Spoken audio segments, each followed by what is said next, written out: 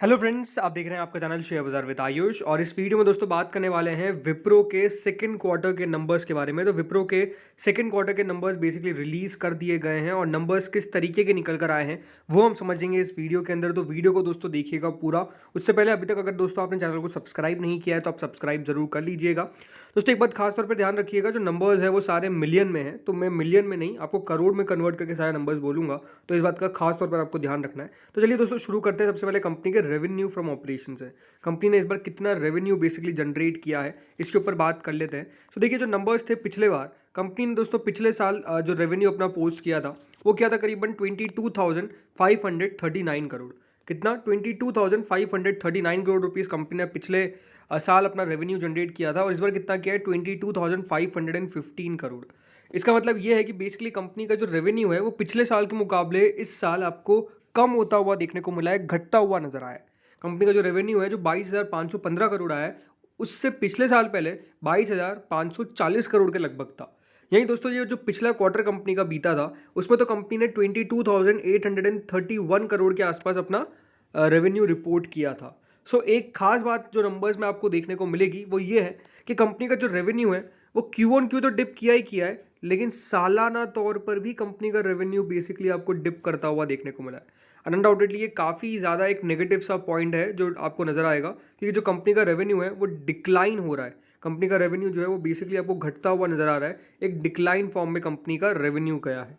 Total income की बात कर लेते हैं। टोटल इनकम का सेक्शन यही है। सो दोस्तों कंपनी ने पिछले साल जो अपनी टोटल इनकम पेश करी थी वो करी थी करीबन 22,645 करोड़, 22,645 करोड़, लेकिन घट गई है वो रेवेन्यू, टोटल इनकम माफ करेगा, और कितना आ गया है? 22,582 करोड़, सॉरी 42 करोड़। सो 22,542 करोड़ के आसपास कंपनी ने इस बार अपना जो रेवेन्यू है वो बेसिकली रिपोर्ट किया है। सो एक खास बात यही है कि विप्रो के नंबर्स जो खराब आ रहे हैं वो लगातार ही खराब आ रहे हैं और इस बार भी कंपनी का परफॉर्मेंस ऐसा ही दिख रहा है। अगर बात करते हैं दोस्तों पिछले क्वार्टर के बारे में, तो कंपनी ने पिछले क्वार्टर में 22,824 करोड़ के आसपास अपना टोटल इनकम पोस्ट किया। अब वो भी घटता हुआ ही नजर आया है और कितना है? 22,542 करोड़। सो सिंपल बात है कि जो कंपनी का रेवेन्यू है, राइट, जो कंपनी का रेवेन्यू है और उसके बाद जो टोटल इनकम है उसके अंदर आपको एक फॉल देखने को मिल रहा है। जो कंपनी की कुल मिलाकर जो आय है उसमें आपको कमी देखने को मिलेगी, और वो जो कमी है वो सालाना तौर पर भी है और क्वार्टर ऑन क्वार्टर तौर पर भी है। अब बात करते हैं कंपनी के मुनाफे के ऊपर कि कंपनी का प्रॉफिट कितना आया है। तो कंपनी का प्रॉफिट फॉर द पीरियड अगर देखा जाए तो कंपनी ने इस बार दोस्तों जो मुनाफा रिपोर्ट किया, जो पिछली बार मुनाफा रिपोर्ट किया था, इसमें क्या डेटा थोड़ा सा अच्छा है, देख लेते हैं। तो कंपनी का दोस्तों मुनाफा था पिछले बार करीबन 2649 करोड़, राइट। 2649 करोड़ रुपीस के आसपास कंपनी का पिछले साल मुनाफा था, जो इस बार बड़ा है और कितना आया है? 2667 करोड़। तो 2649 करोड़ से बढ़ के 2667 करोड़, ऐसा नहीं कि बहुत बड़ी जंप देखने को मिलेगी, बट बेसिकली बड़ा है, ये अपने आप में बढ़िया बात है। वही जो पिछला क्वार्टर था इसमें कंपनी का प्रॉफिट था 2886 crore. So quarter on quarter basis पे अगेन कंपनी की परफॉर्मेंस वैसी ही है कि कंपनी का जो मुनाफा है वो घटा है, लेकिन यहाँ पर देख सकते हैं जो सालाना तौर पे कंपनी का प्रॉफिट है वो बेसिकली बढ़ता हुआ नजर आया है, मार्जिनली बढ़ा है, कोई खास बहुत बड़ी जंप नहीं है। ऑलमोस्ट 2,650 करोड़ का कंपनी का मुनाफा था जो बढ़ के 2,670 करोड़ के आसपास पहुंच चुका है, नहीं ऑलमोस्ट 17 करोड़ के आसपास कंपनी का प्रॉफिट, 17-18 करोड़ के आसपास कंपनी का प्रॉफिट पिछले साल और इस साल के मुकाबले बढ़ा है। लेकिन यही अगर बात करते हैं कंपनी के अर्निंग पर शेयर, जो कंपनी का ईपीएस है कि कंपनी ने अपनी कमाई कितनी करी है पर शेयर पे, तो जो कंपनी का ईपीएस की अगर मैं बात करता हूँ इस बार, जो अर्निंग पर शेयर है कंपनी का, सो अर्निंग पर शेयर में भी बात साफ दिखती है कि दोस्तों परफॉर्मेंस बहुत अच्छी तो नहीं है। 4.86 का ईपीएस 5.06 का ज़रूर हो चुका है, लेकिन जो 5.23 का ईपीएस था वो 5.06 आ चुका है। इसका मतलब ये साफ साफ है कि दोस्तों जो कंपनी की कमाई है सालाना तौर पे ज़रूर पर शेयर बढ़ी है, बट क्वार्टर ऑन क्वार्टर तौर पे कंपनी की जो कमाई है वो बेसिकली घटती हुई नजर आई है, 5.06 हो चुकी है जो पहले 5.23 थी। तो कंपनी की अर्निंग पर शेयर में भी आपको कमी ही देखने को मिल रही है। तो नंबर्स कैसे हैं? नंबर्स अनडाउटेडली पुअर है। पुअर क्यों मैं कह रहा हूँ? क्योंकि बाजार की एक्सपेक्टेशंस क्या थी ये देखना हमारे लिए काफ़ी इंपॉर्टेंट है। जो दोस्तों बाजार का अनुमान था इसमें जो ब्लूमबर्ग ने एस्टिमेट लगाया था, कंपनी का रेवेन्यू आना चाहिए था ऑलमोस्ट करीबन 22,922 करोड़। आया कितना है? 22,515 करोड़। यानी यहाँ पर भी आपको कमी देखने को मिलेगी। यही बात करते हैं कंपनी के ऑपरेटिंग प्रॉफिट मार्जिन्स के बारे में तो ब्लूमबर्ग का एस्टिमेट था 15.44 पे आएंगे, आया कितना है 13.66 पे, यहाँ पर भी कमी है। जो कंपनी का नेट प्रॉफिट है माना जाता है कि 2,905 करोड़ पर आएगा, आया कितना है 2,267 करोड़। तो बेसिकली कंपनी के जो तीनों बॉक्सेस दिख रहे हैं हमको, उसमें सिर्फ क्या दिख रही है, कमी। कंपनी की प्रॉफिट में भी कमी है जो एक्सपेक्टेशंस थी, रेवेन्यू में भी कमी है, ऑपरेटिंग प्रॉफिट मार्जिन्स में भी कमी है, और अर्निंग बिफोर इबिट में भी बेसिकली आपको साफ साफ संकेत कमी के ही दिखते हैं। 517 करोड़ के आसपास एक्सपेक्टेशन थी, आया कितना है 3075 करोड़।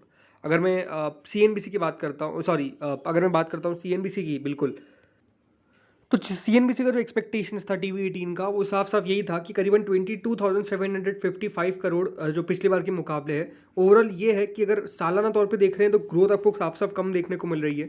लेकिन जो इंपॉर्टेंट बात की गई है गाइडेंस को लेकर, हम इसके ऊपर बात कर लेते हैं। तो विप्रो ने दोस्तों अपनी Q3 की गाइडेंस क्या दी है। विप्रो ने साफ साफ कहा है कि इनका जो IT सर्विस रेवेन्यू है वो आया है in the range of $2617 to $2672 million के आसपास।